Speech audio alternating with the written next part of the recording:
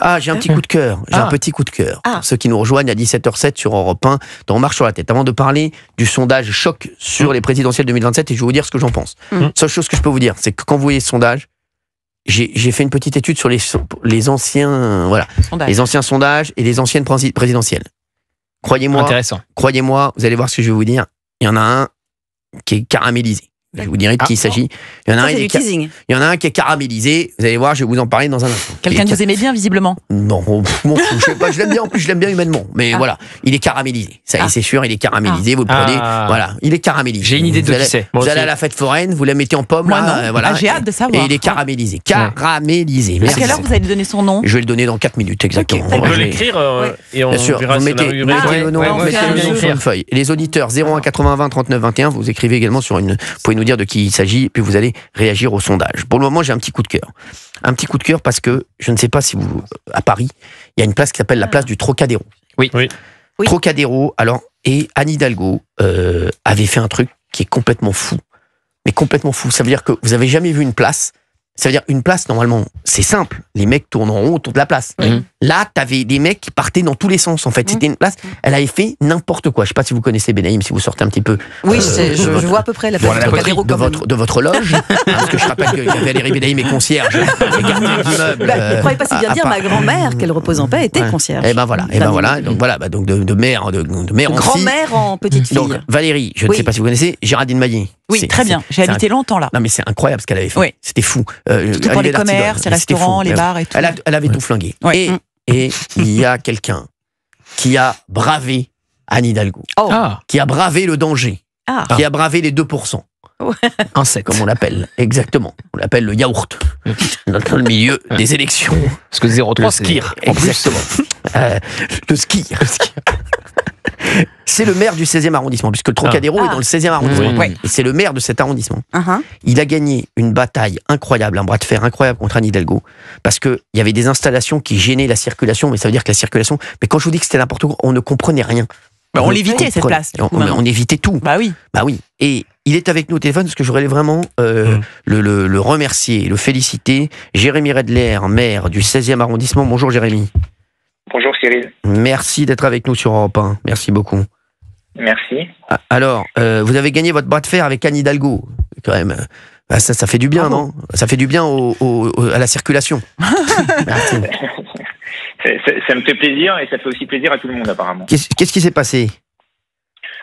Tout simplement, c'est très simple. La maire de Paris avait eu l'autorisation pour les Jeux Olympiques et Paralympiques de fermer en partie la place du Trocadéro, mais elle avait eu cette autorisation si et seulement si elle réouvrait à l'issue des Jeux Olympiques et Paralympiques.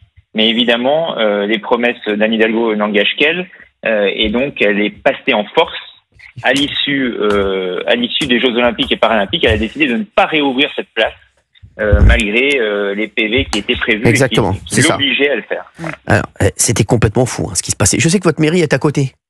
Donc, la mairie est à côté, exactement, avenue Henri Martin, plus précisément. Henri Martin, merci. Qui est la continuité de l'avenue Georges Mondel. Voilà. Et c'est vrai que je me suis battu maintenant depuis 1 an, puisque la maire de Paris ne voulait pas la réouvrir, et donc j'ai décidé, et j'avais promis aux habitants du 16e qui n'en pouvaient plus, et aux commerçants aussi de cette place du Trocadéro, j'avais promis de me battre jusqu'au bout et de ne rien lâcher. Et alors, qu'est-ce qui s'est passé? Comment vous avez gagné ce bras de fer? Alors j'ai gagné ce bras de fer, je dois l'avouer et je dois le remercier, grâce notamment en grande partie au préfet de police Laurent Nunez, que l'on connaît tous, qui fait un travail formidable. Excellent Laurent Nunez. Qui fait un travail formidable à Paris, aussi bien en matière de sécurité que de circulation. Et il s'avère que la place du Trocadéro n'est pas de compétence unique de la maire de Paris. Le préfet de police, sur certains axes parisiens, qui sont des axes importants, et c'est le cas de la place du Trocadéro, il a son mot à dire.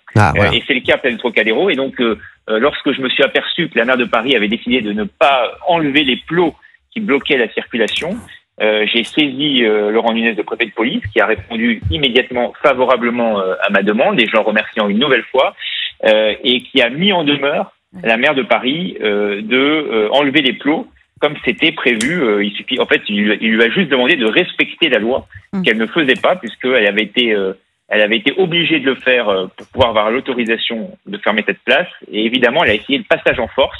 Parce que vous savez qu'Anne Hidalgo, dès qu'elle peut fermer des voies à la voiture, elle est contente. Oui. Et donc, elle essayait de passer en force. Et donc, de ne jamais retirer ses plots. Ça a duré presque 1 an, puisque ça fait quasiment 1 an que la place Trocadéro était fermée à la circulation. Et elle jouait la montre en essayant d'organiser des consultations qu'elle organisait elle-même avec des votants qui étaient uniquement que ses amis. Et les riverains, les commerçants étaient vent debout. Et je dois dire que aussi il y avait un problème de sécurité puisque la police et les pompiers ne voulaient plus emprunter la place du Trocadéro compte tenu de Et donc. Et comment elle justifiait la mairie de Paris le fait qu'elle continue à garder les installations? Il y avait forcément une justification. Qu'est-ce qu'elle disait? Alors il n'y avait aucune justification si ce n'est dogmatique. Vous savez, moi je suis très pragmatique. Je suis pas dogmatique. Je ne m'oppose pas à un projet pour m'opposer à un projet. Je m'oppose à un projet quand je considère, et c'est mon rôle en tant que maire du 16e, de défendre les intérêts des habitants du 16e. Et donc je me suis opposé à ce projet parce que je considérais qu'il n'était pas bon et qu'il était même mauvais pour les habitants du 16e. Et donc c'est pour ça que je me suis opposé à ce projet. En revanche, la maire de Paris, elle ne réfléchit pas de manière pragmatique, mais par dogmatisme. Et là, la maire de Paris, elle souhaite réduire la place de la voiture à Paris. Donc dès qu'elle peut faire en sorte qu'une place ne circule plus, elle le fait. En réalité, au lieu de faire en sorte qu'il y ait une bonne cohabitation des usages à Paris, ce qui est ce que j'essaye de faire, elle oppose les uns aux autres. La voiture contre le vélo contre la voiture. Alors que l'idée est plutôt de faire en sorte que tous les usages puissent cohabiter. Et d'ailleurs, pour montrer ma bonne volonté, j'ai souhaité que sur cette place qui va donc être réouverte et qui va donc recirculer normalement comme c'était le cas avant. Déjà c'est déjà mieux. C'est déjà mieux puisque les plots ont enfin été enlevés. Bien sûr. Mais les plots ont été enlevés parce que le préfet de police a mis en demeure la maire de Paris. Ça veut dire qu'il va y avoir des travaux de remise en état? Non, oui, mais c'est rien. Ça sera bien moins pire. Ça sera bien moins pire que ce que c'était. Il reste 2 semaines de travaux de remise en état parce que j'ai souhaité que les travaux se fassent uniquement de nuit pour pas que la place soit totalement fermée. Moi, je sors souvent la nuit. Et donc ça ira pour Cyril. Et donc au 15 mai, la place sera redevenue comme avant. Et si ce n'est, et j'ai souhaité, et c'est pour montrer qu'on n'oppose pas les voitures contre les vélos, j'ai souhaité qu'il y ait quand même une piste cyclable autour de cette place Trocadéro qui le mérite. Il y aura la place pour que les voitures recirculent normalement, mais aussi pour que les cyclistes, il y ait une bonne cohabitation. Une bonne intelligence. Bien sûr. Et je vais vous dire, c'était même, je considère même que la maire de Paris avait mis en danger. C'était une mise en danger de la vie d'autrui parce que la police et les pompiers ne passaient plus par la place Trocadéro tellement elle était congestionnée. Même les bus, le président de la RATP, Jean Castex, est venu sur place avec moi pour constater cela. Et vous savez qu'en matière de vie humaine, chaque seconde compte. Et les pompiers avaient mesuré leur temps de trajet qui était considérablement rallongé. Non, mais en plus, je pense on comprenait rien à la place. Non, mais sans charrier. Il y a beaucoup de gens. Les vélos, c'était extrêmement dangereux pour les vélos également. Ça, faut le dire. C'était plus dangereux pour les vélos que ça va être maintenant. Exactement. Et les cyclistes eux-mêmes disait que c'était un danger place comme elle était. Et si la place du Trocadéro, monsieur le maire, avait été dans le 18e ou le 19e, il n'y aurait pas eu ce genre d'incident? Non, il y aurait pas eu ce genre d'incident. Ils n'auraient pas fait appeler au préfet de police, donc ça serait resté comme ça. Parce qu'il y a d'autres endroits qui sont touchés. Oui, je sais. Les installations post-JO. Des ponts fermés, la Concorde. Oui. Beaucoup de tracas. C'est le cas de beaucoup d'endroits. Mais j'ai pas voulu lâcher sur la place Trocadéro et je dois le dire, même des maires de gauche, je ne citerai pas évidemment par courtoisie, mais qui m'ont dit comment as-tu fait pour gagner ce bras de fer contre la maire de Paris? Et parce que la maire de Paris ne voulait pas réouvrir cette place. C'était vraiment un projet de sa mandature que de fermer cette place et de ne pas lâcher. Mais elle a été contrainte de le faire. Notamment grâce, et je l'en remercie une nouvelle fois, à l'action du préfet de police, Laurent Nunez. Voilà. Merci beaucoup, Jérémy Redler, maire du 16e arrondissement de Paris. Merci d'avoir été avec nous sur Europe 1. Et bravo, au moins on va pouvoir circuler, parce que je passe là-bas tous les jours. Tous les jours. Eh ben, j'irai vous accueillir comme il se doit. Ah ben, grand plaisir. Bah merci. Oui. Je respecte le protocole. Non, mais non. Merci Jérémy Redler, maire du 16e arrondissement de Paris. Merci beaucoup. À bientôt. Merci.